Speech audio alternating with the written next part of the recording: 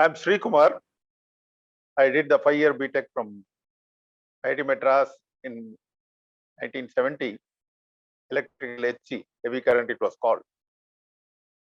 I turned into a policeman subsequently, both by chance and by choice, I must say. So since 1973, when the offer for joining the Indian Police Service came, after passing the civil service examination in 1972, I had actually been working as an assistant electrical engineer after passing the engineering services conducted by UPSC in 1970. So these two examinations conducted by UPSC in all India level were challenges which IIT prepared me for it.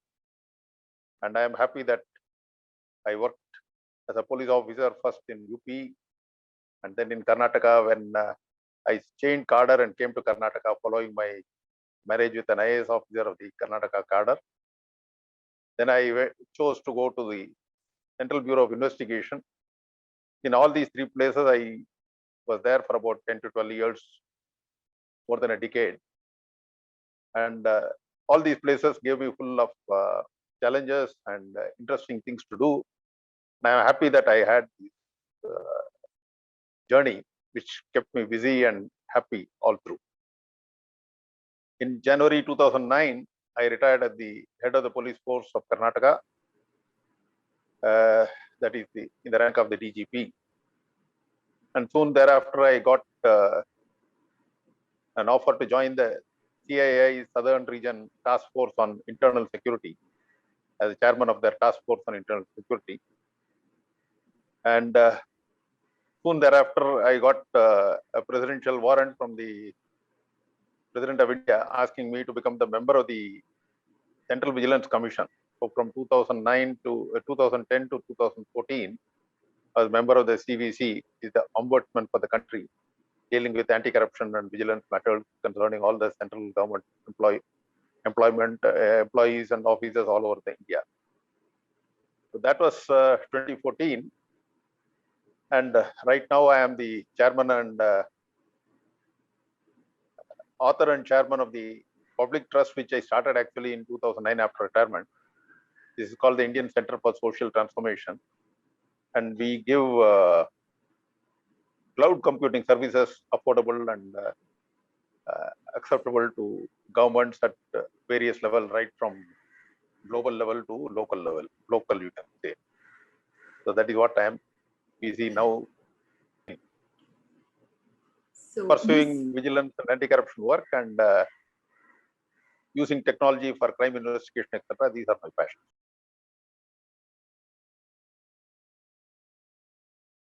See, my father was serving in the UPSC. He joined the Federal Public Service Commission way back in 1948. So he was in the UPSC, and UPSC was conducting examinations even for, they have a Jamalpur examination for entry into railways immediately after school level. He was asking me to write it. I didn't. I took the IIT examination, joined the IIT. So I was also wanting to go for foreign universities, but $15 was too much. And you had to apply for at least 10 universities to be assured of one admission. And IIM also was a costly proposition, and job was a necessity. So jobs were very scarce those days. There were hardly any campus recruitment. So after finishing the IIT Madras, I went back to Delhi where my parents were. So I said, take up the engineering services examination. So I took the engineering service examination in 1970 itself. In fact, before the degree reached my post, and my mother handed over the degree to me at home. So engineering services examination was over, but results came only after a year later, and appointment order came another month later.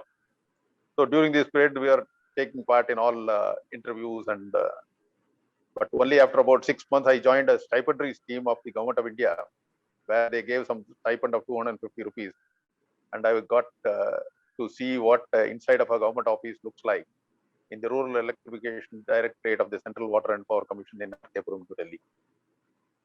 Then job hunting was continuing, and I got selected by the Eason Group for the transformer factory in Tiruvuttur, Madras.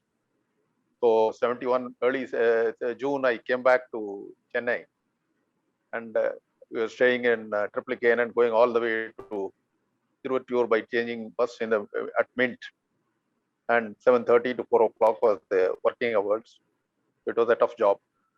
Luckily, the results of the engineering services came and joined in Delhi, because that was very happy. I was going back to Delhi, and I was going to get more pay than what I was simply getting in the private sector. 350 rupees as a student exit engineer plus allowances was a big sum those days. But as luck would have it, within a year of my being in Delhi, during which time my friends forced me to take the civil service examination, I appeared in the civil service examination 22. I got a transfer. Government job is meant for transfer. So I get transferred left, right, and center. Must have served in at least 30 different places in the 30, 40 years of service. So I got transferred to Orissa, and I was made in charge of a airfield in the airbase, secret airbase there. So there I got to know what a policeman can do, and especially as far as technology is concerned. It was very interesting. And that particular time, the PWD work was not very interesting. There was a lot of, it used to be called the Corrupt Public Waste Department, as you know, CPWD. That was the acronym. So I was trying to get out of CPWD, and this offer came that I was selected for the IPS, and immediately I jumped at it. And so that's why I said by chance as well as by choice, I got into IPS in 1973 and joined IPS in 1973. First, I served in UP. Then for about 73 to 82, I was there in UP. Then 82, I came over to Karnataka. And then 85, I joined the CBI. From 85 to 96, I was in the CBI. That was the time I came to Chennai also when the Rajiv Gandhi case was being investigated. We were in Malligai for 5 years. 96, I came back to Karnataka. Then till 2009, I was in Karnataka when I retired. That's the story.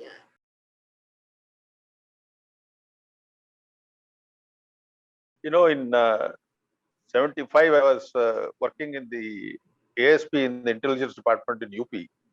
Because of the IIT tag, I was asked to take up the computerization project in addition to my duties.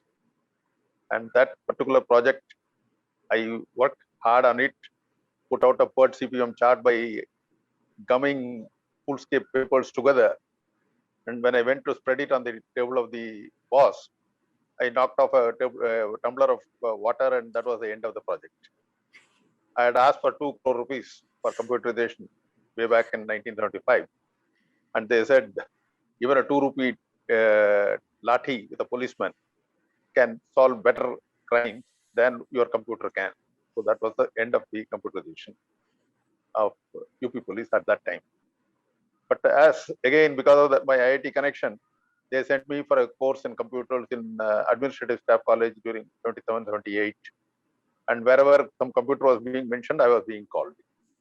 When I was in CBI, I was also in charge as a computerization cell there.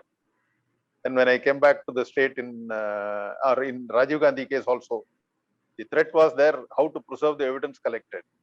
And even the witnesses were being killed.